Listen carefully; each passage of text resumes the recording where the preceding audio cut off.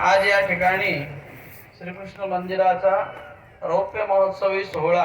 त्या अनुषंगाने प्रतिवर्षी या ठिकाणी परमेश्वराच्या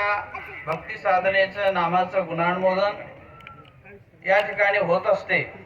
आणि आता हे गुणानुमोदन करता करता 25 वर्ष पूर्ण झालेली आहेत आणि त्या निमित्ताने भव्य दिव्य अशा स्वरूपाचं आयोजन आदरणीय या कार्यक्रमाचे आयोजक फिलंस्कर बाबाजी यांनी केलेलं आहे। या प्रस्तुत धर्मसभेला लाभलेले कार्याध्यक्ष परमपूजनीय आचार्य प्रवर कवीश्वर कुलाचार्य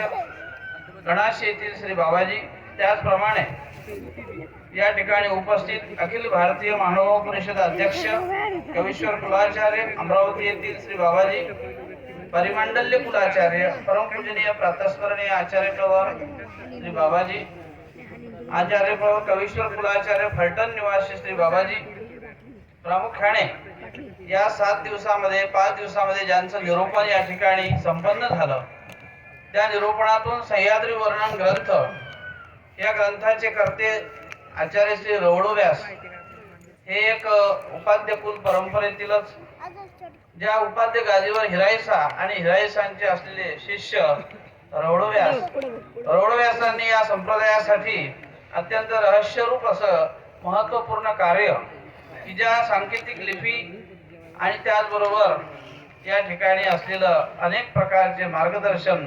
या संप्रदायासाठी त्यांनी केलेलं आहे। ते रहस्यरूपी कार्य त्यांच्या जीवनात रवळव्यासांचं आहे आणि अशा प्रकारच्या या ग्रंथाचं वर्णन त्यांच्या मुखातून झालेलं आहे असे आदरणीय परमपूजनीय प्रातस्मरणीय पैठण तथा बदनापूर निवासी बाबाजी, त्याचप्रमाणे या ठिकाणी उपस्थित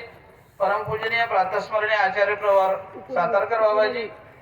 या सभास्थानी उपस्थित परमपूजनीय आचार्य प्रवर श्री परांडेकर बाबाजी, आचार्य प्रवर श्री नारायणगाव येथील बाबाजी, या ठिकाणी या संपूर्ण कार्याला उपस्थिती म्हणून मराठी कुळाचा या ठिकाणी अन्वय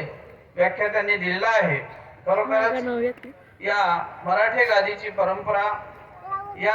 गादीवर झालेले विद्वान व्यक्तिमत्व मानव संप्रदायाला जो आचार विचार ज्या दत्तराज मराठी यांच्या माध्यमातून या मानव संप्रदाय आजही तो विचार आपला पुढे नेत असतो, अशा या गादीवर विराजमान असलेले बाबाजी, टाकडी येथील बाबाजी, त्याचप्रमाणे या संपूर्ण कार्यक्रमाचे स्वागत अध्यक्ष परमपूजनीय प्रातस्मरणीय आचार्य प्रवर औरंगाबाद बीजारोपण आमच्या पूर्वजांनी केलेला आहे। ते संत असोत, ईश्वरी अवतार असोत, परंतु जो सामाजिक आणि धार्मिक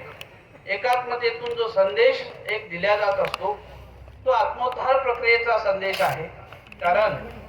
भौतिकतेतून आपल्या जीवनाला प्रापंचिक एक ऊर्ध्वगती प्राप्त होऊ शकते, परंतु जी आत्मोद्धार प्रक्रिया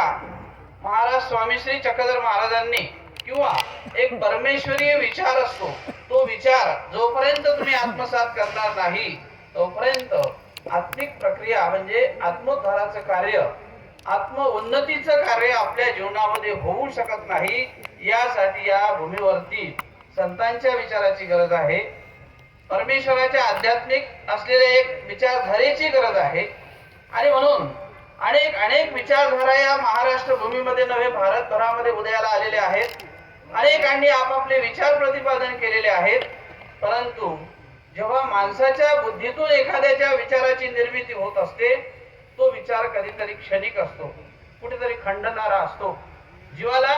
असलेलं ज्ञान हे खंडरूपी आहे, कुठेतरी त्यामध्ये उणीव असते, परंतु जेव्हा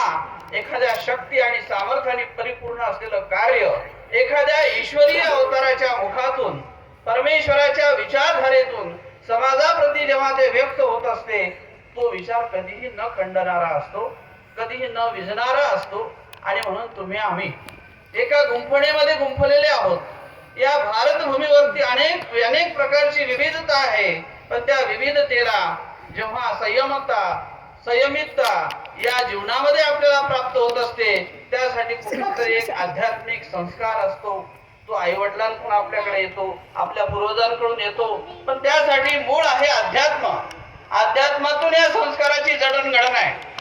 आपण म्हणू की यावेळेला अनेक शास्त्रीय वैज्ञानिक अनेक प्रकारे काही आपल्या पद्धतीने त्याचा तर्कवितर्क लावत असतात, पण अध्यात्माच्या पलीकडे कोणी जाऊ शकत नाही। विज्ञान हे शेवटी एक तर्कवाद असतो, त्या तर्कवादातून नवीन संशोधन निर्माण निर्माण होतात, पण अध्यात्माचा जो निर्णय असतो किंवा सिद्धांत असतो तो ठाम असतो आणि म्हणून आम्ही त्या सिद्धांताने चालणारे माणसं असतो आणि म्हणून आम्ही आज एकमेकांप्रती बांधलेलो आहोत. आम्हाला आमच्या पूर्वजांनी